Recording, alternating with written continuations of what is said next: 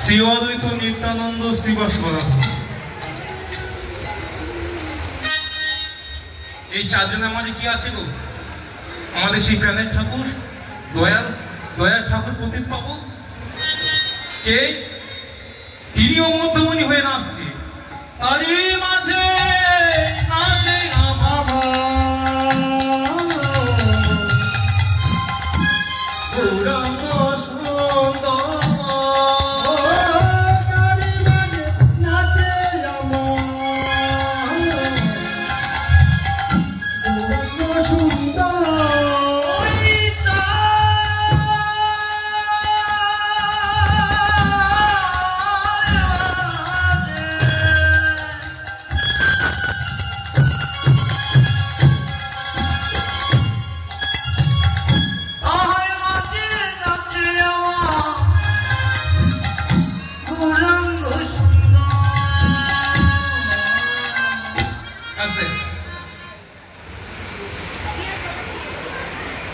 হরে কৃষ্ণ।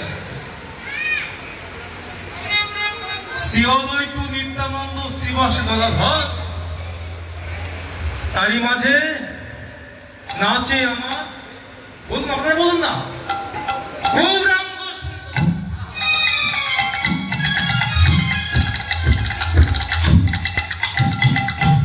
গৌরাঙ্গ সুন্দরী চারজনের মাঝে নৃত্য করছে। আমি কালকে ঘুমিয়ে ঘুমিয়ে একটা স্বপ্ন দেখেছি। স্বপ্নটার কথা দাদার কাছে বলেছি, অভিষেকটার কাছে। দাদা আমাকে এনেছে, দাদার সাথে কথাবার্তা হয়। ওই দাদার নাম অভিষেক বসাক, তো আশিস বসাক, তারা কিছু মনে করবেন না। হ্যাঁ, যাই হোক, আমি যাবো বলে চিন্তা করছি গিয়ে কি গাইব, কি বলবো।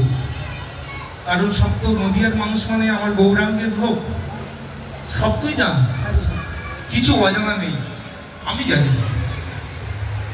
ঘুমিয়ে বললো, এই যে আমাদের জীবনটা আছে, সত্যি বলছি, হ্যাঁ আমি ব্রাহ্মণের ছেলে, মানে যোগ্য সূত্র হাত দিয়ে বলছি। একটা কালো মতন লোক এসে বলছে তুই তত্ত্ব গান করবি। আমি আশ্রয় দাঁড়িয়ে বলছি, আমার রাধা গোবিন্দর মন্দির আছে, আমি রাধা গোবিন্দের ভক্ত। আমার যে বিপদ থেকে বাঁচিয়েছে রাধা গোবিন্দ, অনেক পুরোই মারা যেত, অনেক অ্যাক্সিডেন্ট থেকে বাঁচিয়েছে। আমি গানের ক্লাস করে ফিরছি, আমি বুঝতে পারিনি যে রেল আসছে, আমি আমন্ত্রণ আসছি, সবাই আমাকে ডাকছে, সবাই আমাকে ডাকছে, এই রেল আসছে, আমার বন্ধু বান্ধব ডাকছে, রেল আসছে, রেল আসছে। আমি কার কথা শুনতে পাই। আমি প্ল্যাটফর্ম উঠেছি, সাট করে বেরিয়ে চলে গেছে। আমি তখন বুঝলাম যে রেল আমার কাছ দিয়ে চলে গেছে। আমি যদি ওদের কথা শুনতে পেতাম তাহলে কিছুটা কি করতো, বিমোড় হয়ে আমার অ্যাক্সিডেন্ট হয়ে যেত। তাহলে কে বাঁচিয়েছে, কে কানটা বদির করে? শিল্পীদের কান খুব মারাত্মক কান, টুক করে শব্দ হলে বলে দিতে পারে, তাহলে গান বাজনা হবে, তাদের হবে না।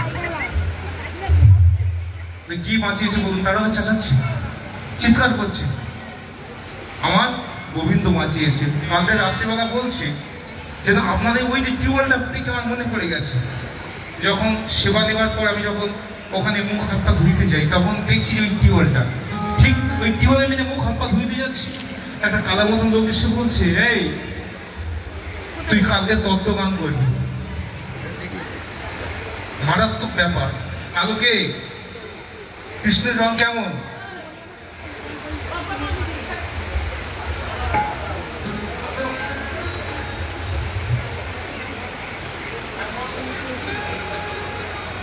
আর ওই বৃন্দাবনে যত ব্রজগোপী তারা বলছে কালো। একটা গান আছে না, পদাবলী আছে না, কালো কালো বলিস না রে ও গো রাজাজি, কালো কালো বলিস না রে ও গো রাজাজি, কালো কালো বলো না গো ও গো রাজাজি, কালো কালো বলো না গো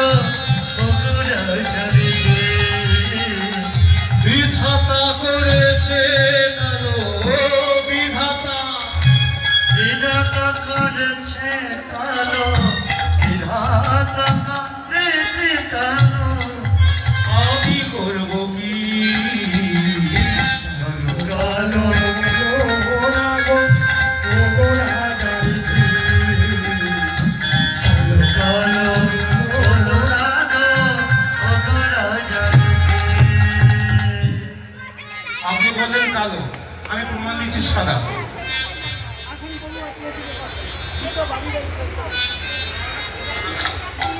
সাদা তো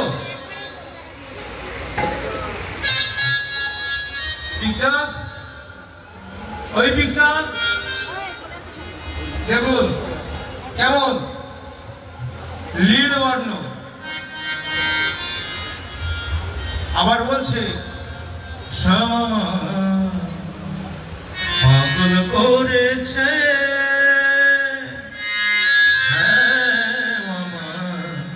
পাগল করেছে, পাগল করেছে, পাগল করেছে। ওই কদম তলে বসি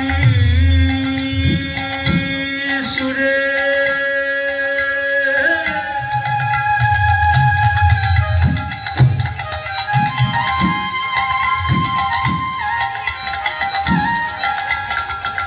টেনে বাহির করেছে,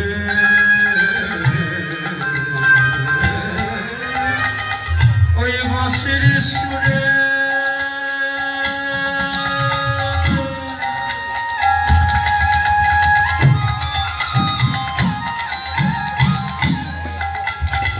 ঘরে থেকে টেনে বাহির করেছে,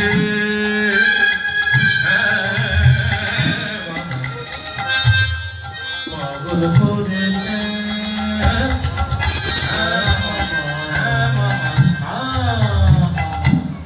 পাগল করেছে। জীবন সঙ্গে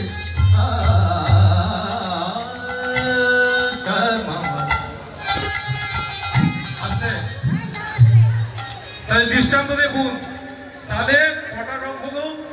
সাদা, শ্যাম, কালো। ভক্তমন্ডলী, ভক্তিমতী মায়েরা, বিষয়টি ওটি নয়। শ্যাম কি রূপ আমরা এখনো জানি না।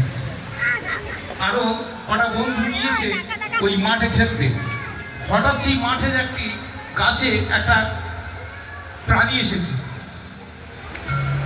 একজন বলছে সাদা, একজন বলছে কালো, একজন বলছে নীল। তর্ক বেঁধে গেছে। আর এই গাছে করে একটা সাধু থাকে, সবাই বলে বলে চল ভাই সাধুর কাছে যাই। সাধু সবসময় থাকে, বলতে পারবে। সাধু বলে দিল যে তোমরা যা দেখেছো সব ঠিক, দেখার দৃষ্টিভঙ্গিটা, তাই তো? যাই হোক, আমরা ছিলাম কোথায়? আপনাদের নদীয়া নবদ্বীপে। তাহলে শিবা সঙ্গানে আমার গৌর হরি, আমার দাদা মাধব প্রদেশের তত্ত্বগায়ী বাবা ভক্তদের মাঝে তত্ত্ব বিচার করবে। তাই দেখুন, শিবাদ্বৈত নিত্যানন্দ শিবাস গদাধর, তারই মাঝে নাচছে আমার গৌরাঙ্গ সুন্দর। কে কোন তত্ত্ব? আচ্ছা, তত্ত্ব কাকে বলবো? তত্ত্বকে জানতে হবে তত্ত্ব বিষয়বস্তু কি। তত্ত্ব জানতে গেলে তথ্যকে ধরতে হবে। তত্ত্ব কথাটা খুব গভীর অঙ্গের কথা। এ কথা বলতে গেলে সবার ভালো লাগবে না। এরকম গান মানে একটু রোমান্টিক হবে, নাচ গান হবে, খুব ভালো লাগবে, কিন্তু না, অরিজিনালি হচ্ছে তত্ত্বই হলো আসল। এই যে আপনাদের বাড়ি গান করতে আসলে আপনারা বলেন তত্ত্ব গায়ক এসেছে। তত্ত্ব কাকে বলবো? তথ্য পড়তে হবে, তথ্য পড়ে জ্ঞান অন্বেষণ করতে হবে, বিচার বিবেচনা করতে হবে, তার নাম হলো তত্ত্ব। এই তেতা যুগে রামচন্দ্র এসেছিলেন, তাকে আমরা কি বলেছি? রঘুনন্দন। রামচন্দ্রের পিতার নাম কি? রামচন্দ্রের পিতার নাম কি? আপনারা বলবেন, আমি বলবো, একটা মাঝখানে ভাবের সৃষ্টি হবে, কীর্তন পরিবেশন করতে হবে। হরিবাবু। রামচন্দ্রের পিতার নাম কি? আমরা জানি দশরথ। কিন্তু রঘুনন্দন কেন বলবো? রঘুনন্দন লেখা নেই। রামায়ণে লেখা আছে, প্রত্যেকটা রামায়ণে লেখা আছে রঘু কে, এটাই হলো তত্ত্ব। কিছু কিছু কীর্তনীয় আছে, বিশেষ করে আমাদের এখন কীর্তনীয় উঠেছে, আমি নাম করেই বলবো, দীনকৃষ্ণ ঠাকুর। কি বলা যায় বলুন তো ওনাকে? উনি যদি ওই কীর্তন বাসায় কীর্তন করছে, যারা আনছে তারা কেমন ব্যক্তি, আর যিনি কীর্তন করছে তারা কেমন ব্যক্তি? কৃষ্ণ কথা বলে না, হরি কথা বলে না, সদাই সর্বজ্ঞ, উল্টো পাল্টা কথা বলে যাচ্ছে। আমার বোনের বাড়ি গোয়ালবেড়িয়া, আমাকে নিমন্ত্রণ দিয়েছে, আমি গিয়েছি। বলছে যে গোবিন্দ কোন ফুলে সন্তুষ্ট হয়, এই কথাটা যদি কেউ বলতে পারে আমি আমার টাকা ছেড়ে দিয়ে চলে যাব। আমি দাঁড়িয়ে আছি, কোনো মাইন্ড করিনি, প্রচুর দর্শক জুটেছে। আমি বাবা সোজা সাপটা লোক, যেখানে সমস্যা হয় সেখানে গিয়ে ঝাঁপিয়ে পড়ি, তাতে আমার জামা ছিঁড়ে যায়, প্রতিবাদ করব। তারপর বলছে আমাকে সবাই বলে বৌদ্ধ ধর্ম নিয়েছে, আমি নাকি বৌদ্ধ। আমি যদি বৌদ্ধ হতাম, এইভাবে বলছে অন দ্য স্টেজে কীর্তন করতে করতে আমার জীবন ধন্য হতো। আমি যদি ইসলাম হতাম আমার জীবন ধন্য হতো।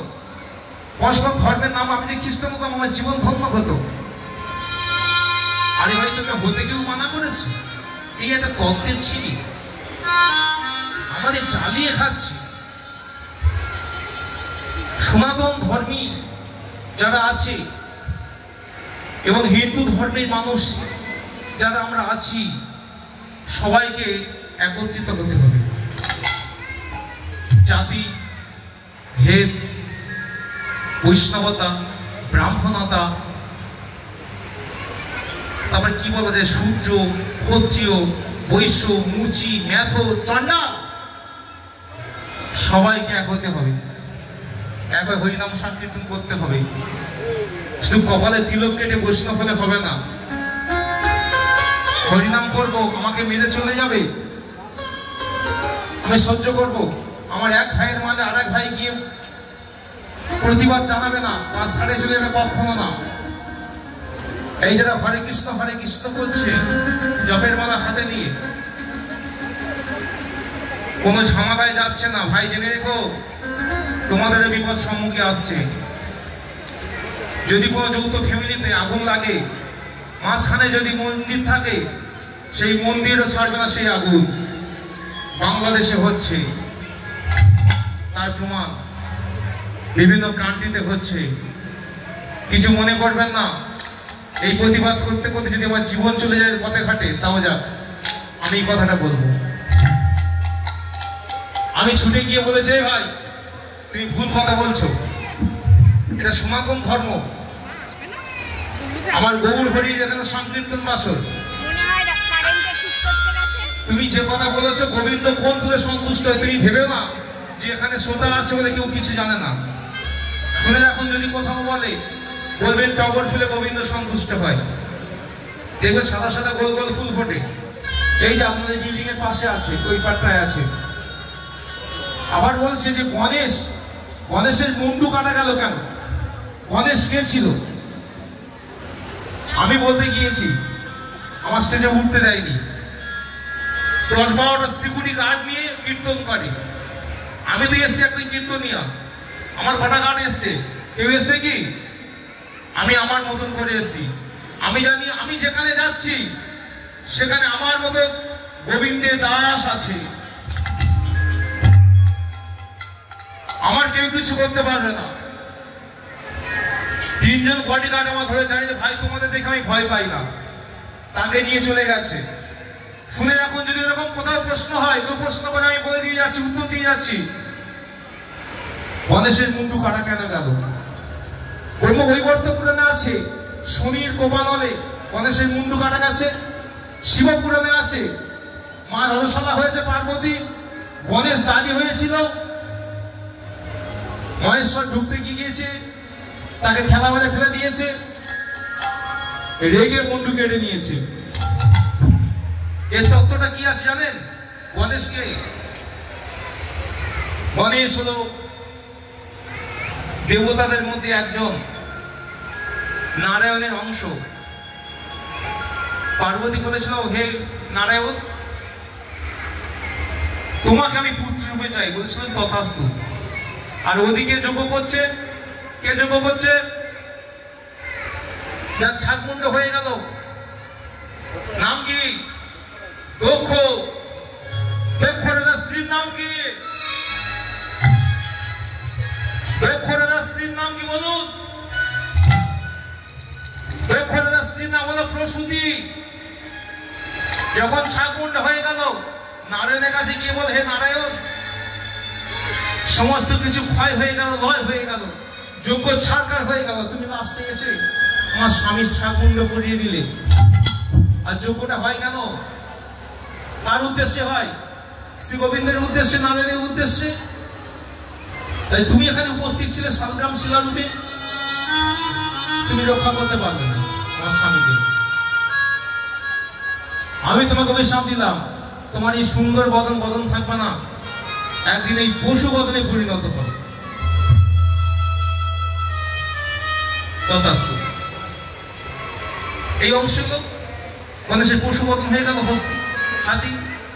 এই হাতিটিকে অনেক গল্প আছে, ছোট ছোট করে বলছি। আমার প্রভু বলেছে তত্ত্ব করতে প্রভুর কথা আমার মানতে হবে। গানে যাবো, গান গাইব। আজকে একটা আশ্চর্য লীলা করে বাঞ্ছা কল্পতরু, এবং ওই পালাটার নাম হলো যমালয় জীবন্ত মানুষ। যমালয় জীবন্ত মানুষ।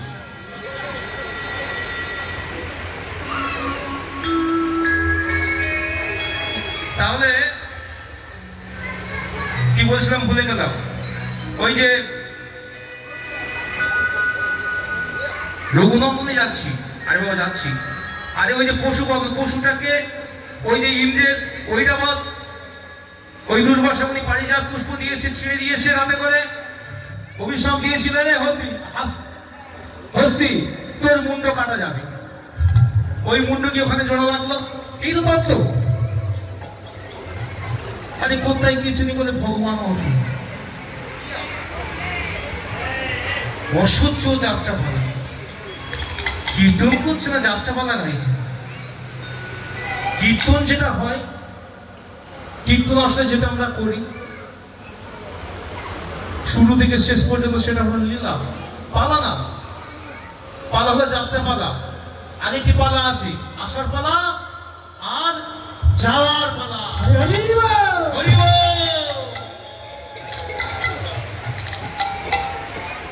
আসার পালা, যাওয়ার পালা। যেদিন এসেছিলাম কথা দিয়ে এসেছিলাম, হে প্রভু আমি যাচ্ছি, তোমার কি করব? সেবা করব। খুব সেবা করছি, হ্যাঁ খুব সেবা করছি আমরা। এত সেবা করছি, নকুলদানা দিয়ে বলছি, বাবা মাই সামলা, নকুলদানা দিয়ে বলছি, গোপাল এসব সবাই তো দেখ না, যেখানে বিগ্রহ আছে সেবা দেবেন, অন্ন সেবা দেবেন, অন্তত মাসে দুবার দেবেন, একাদশী পরের দিন। আমাদের বাড়িতে সেবা হয়, সমস্ত কিছু বাসন কোসন গোবিন্দের আলাদা। সেখানে আমাদের মতন কুকুররা খায় না সেই বাসন। আমাদের কুকুর বলুন, আমরা কুকুর কিনা? কেন বলছি? এতগুলো লোক বসে আছে, এত মানুষ বসে আছে, আমরা তাহলে কুকুর হয়ে গেলাম? প্রত্যেক প্রাণীর নির্দিষ্ট একটা তালিকা আছে খাবার। গরু কি খায়? ঘাস খায়। বাঘ কি খায়? মাংস খায়। আরো যত জীব জন্তু আছে তাদের নির্দিষ্ট তালিকা আছে। আমরা কি খাই? নির্দিষ্ট করে বলুন তো দেখি, আমরা কি খাই? এতগুলো লোক আছে, বলুন।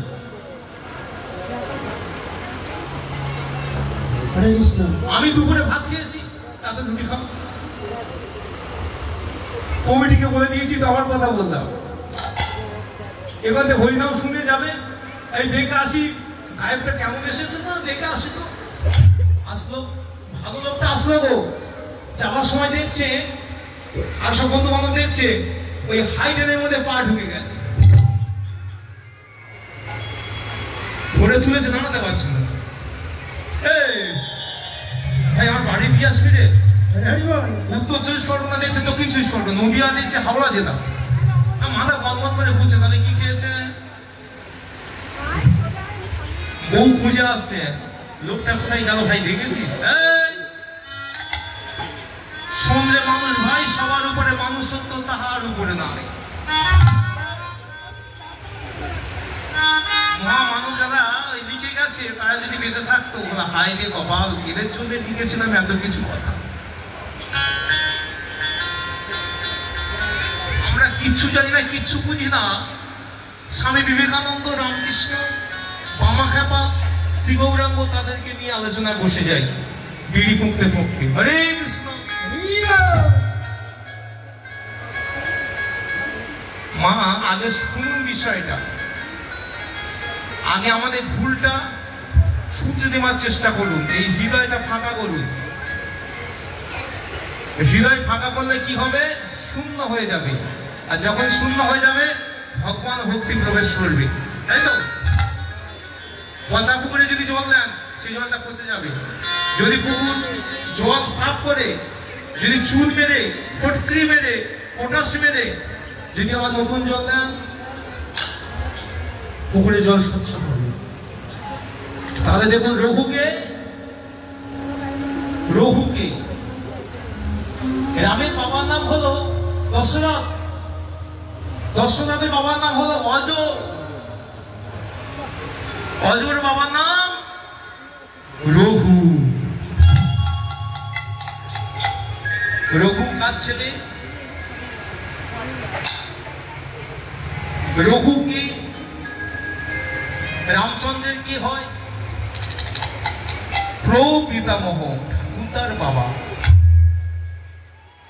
কিন্তু আমরা রঘুকে রামকে রঘুনন্দন বলছি, পিতা তুল্য বলছি। কেন জানেন? এই রঘুর জন্য তেতাযুগে এই চন্দ্রবংশে রাম এসেছিলেন। কি করেছিলেন রঘু? কি করেছিলেন? নারায়ণী ভজন সাধন করেছিলেন। কোথায় গিয়ে? গভীর জঙ্গলে। দক্ষিণেশ্বরে ঠাকুর রামকৃষ্ণ পরমহংসদেব বললেন, যদি ভজন করতে হয়, সে বলছে যদি ভজন করতে হয় যাবে না, বনে যাও। কেন ঠাকুর? বন নির্জন, সেখানে কোনো সংসারে যন্ত্রণা যাবে না, মানসিক চিন্তা ভাবনা যাবে না, বায়ুতে দূষণ নেই, শান্ত পরিবেশ। ও বুঝতে পেরেছি, আমার বাইরে দিয়ে খাওয়ার গায়ে মদ খাই না। এই যিনি যাত্রা প্রতিষ্ঠা করেছে গিরিশ ঘোষ, গিরিশ ঘোষকে বলছে।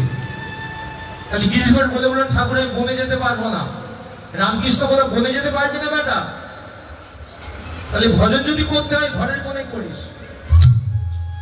বলে বললেন ভজন কর মনে,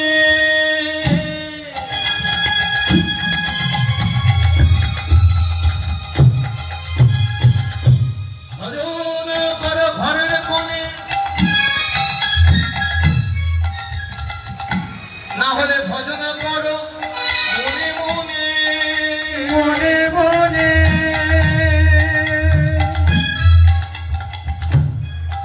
যিনি মনে মনে ভজন করে তিনি হলো সর্বশ্রেষ্ঠ ভজনিয়া। এই নয় যে বাজারে গেলাম আলু কিনতে, পটল কিনতে, জবের মালাটি হাতে করে নিয়ে গিয়ে বললাম হরে কৃষ্ণ আলু কত করে রে? এরা না জানে ভজনের রীতিনীতি, এরা না জানে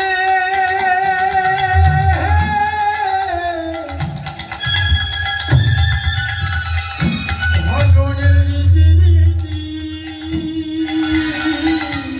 আপন ধর্ম কথা না কইবে যথা তথা, আপন ধর্ম কথা না কইবে যথা তথা।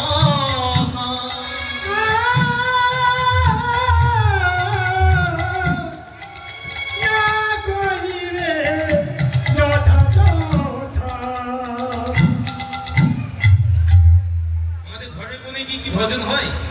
ভজন হয় না। কারণ কি বলুন তো, ঘরের কোণে এমন একটা মেশিন ঢুকে গেছে, সেই মেশিনটা আমাকে সর্বনাশ করে দিচ্ছে। কি মেশিন? টিভি। ওই যে সিরিয়াল আছে, সব লোক গড়গড় করে কিছু উঠে যাচ্ছে, ওদের টাইম ধরা আছে যে এই সময় এই সিরিয়ালটা আমার দেখতেই হবে, তা না হলে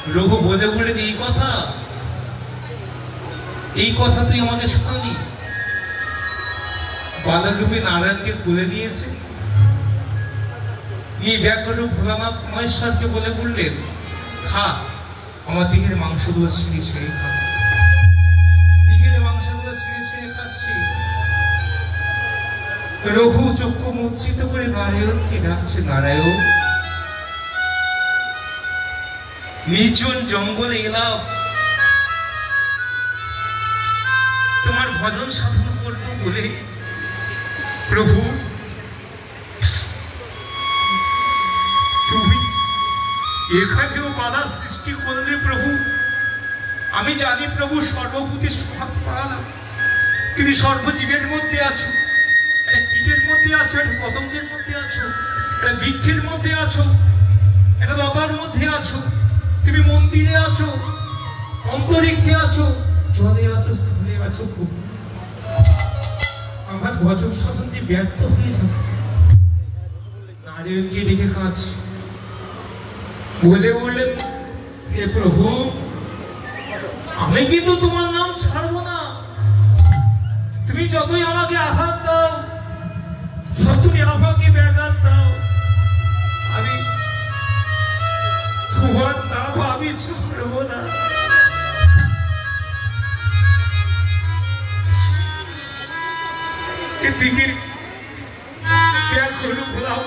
নিম্নাঙ্গের মাংসগুলো ছিঁড়ে ছিঁড়ে খাচ্ছে।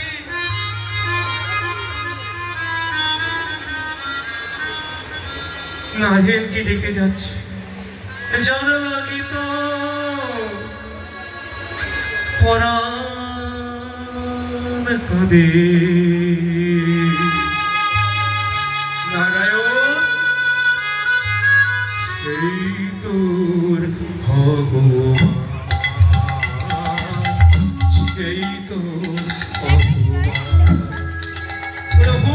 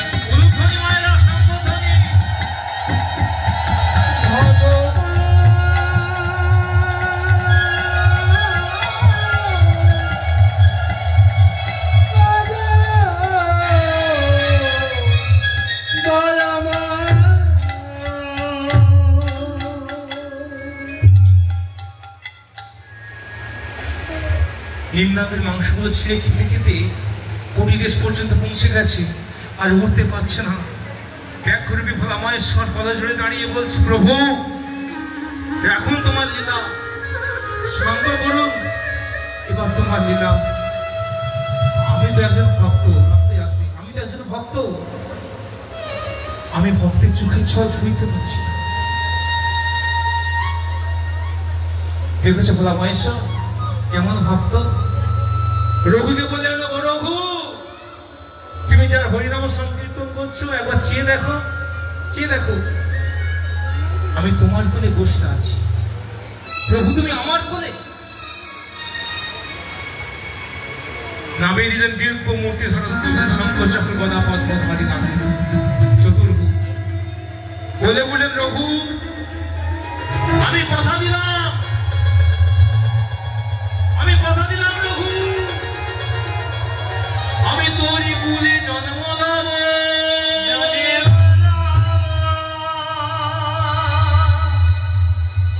সেদিন সবাই বলবে রঘু নন্দ,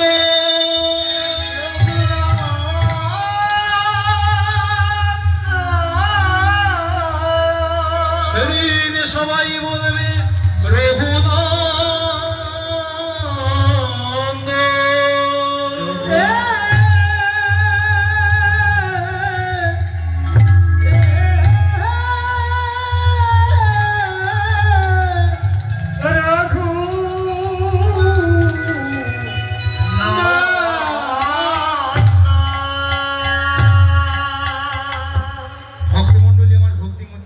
চরণে জানাই আকুল নিবেদন। তত্ত্ব প্রতিষ্ঠা হলো তো, এটির নাম করে তত্ত্ব, এটির নাম বলে বাবা